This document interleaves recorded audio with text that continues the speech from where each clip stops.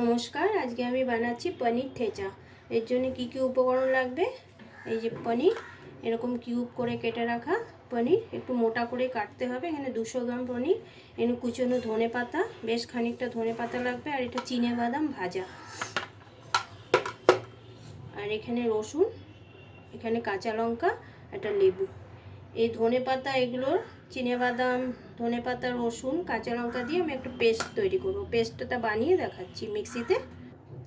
এই যে আমার চিনে বাদাম, ধনে পাতা, রসুন, কাঁচা লঙ্কা, এই পেস্টটা এভাবে মিক্সিতে আমি বানিয়ে নিয়েছি।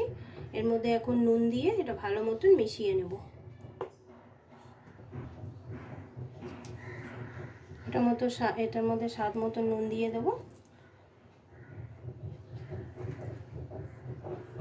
আর একটু পনিরের গায়েও আমি একটু নুন দিয়ে দেবো। এটা একটু মাখিয়ে নেব পনিরটাকে নুন দিয়ে। আগে এটাকে মাখিয়ে নিই। এটা ভালো মতো মাখতে হবে, আর বেশি মিক্সিতে পেস্ট করতে হবে না, একটু যাতে মানে দানা দানা মতন থাকে, তাহলে পনিরের মধ্যে ভালো মতো লাগবে। ব্যাস, এটা আমার মাখা হয়ে গেছে। এবার পনিরটাকে মেখে নেব নুনটা দিয়ে। নুন দেওয়া হয়েছে, এবার একটু নাড়িয়ে নিলেই হয়ে যাবে।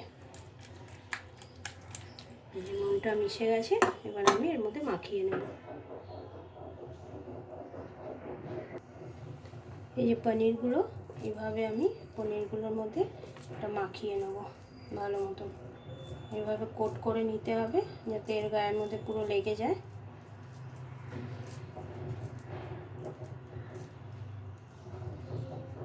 এইভাবে পনিরটাকে পুরো ঢেকে দিতে হবে, এইভাবে যতটা পারা যায় পুরো ঢেকে দিতে হবে এইভাবে। এইভাবে এই এতগুলো আমি বানিয়ে ফেলেছি। এই যে এইভাবে নিয়ে পনিরটাকে এর উপর রাখলাম, রেখে তারপরে এই যে গায়ের মধ্যে এটা দিয়ে নেব, দিয়ে এরকম এরকম করে যতটা ঢাকা যায়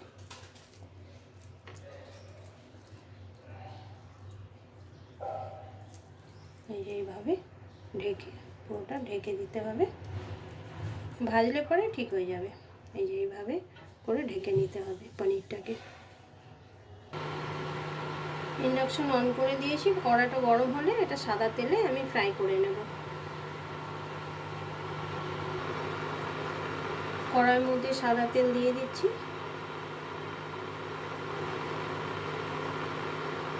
খুব বেশি তেল দিতে হবে না, অল্পতেই ভাজা হয়ে যাবে। তেলটা গরম হয়ে গেছে, এগুলো আমি একটা একটা করে ছেড়ে দেবো।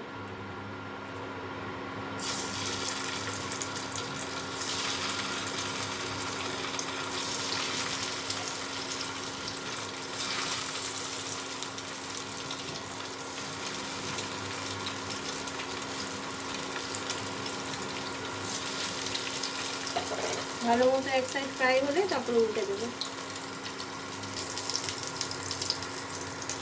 এক সাইডটা ফ্রাই হয়ে গেছে, এবার আমি এটাকে উল্টে দেবো এভাবে, যাতে এই সাইডগুলো ভালো মতো ভাজা হয়ে যায়। হালকা করে উল্টোতে হবে।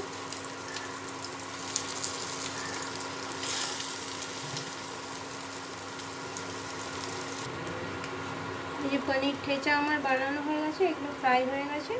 এগুলোকে আমি একটা একটা করে তুলে নেবো এবার। এই যে এইভাবে ফ্রাই করতে হবে।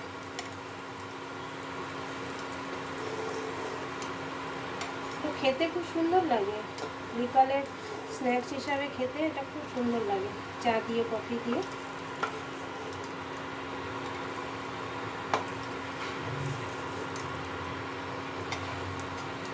একটু হালকা হাতে ফ্রাই করতে হবে। এই এতগুলো ফ্রাই হয়ে গেছে, বাদ বাকিগুলো আমি ফ্রাই করে তারপরে আসছি। এই যে আমার পনির ঠেচা রেডি। দেখুন দেখতে কত সুন্দর হয়েছে, খেতেও খুব ভালো লাগে। বিকালে এটা চায়ের সাথে বা কফির সাথে খেতে খুব সুন্দর লাগবে। যদি ভালো লাগে তো একটা লাইক করে দেবেন।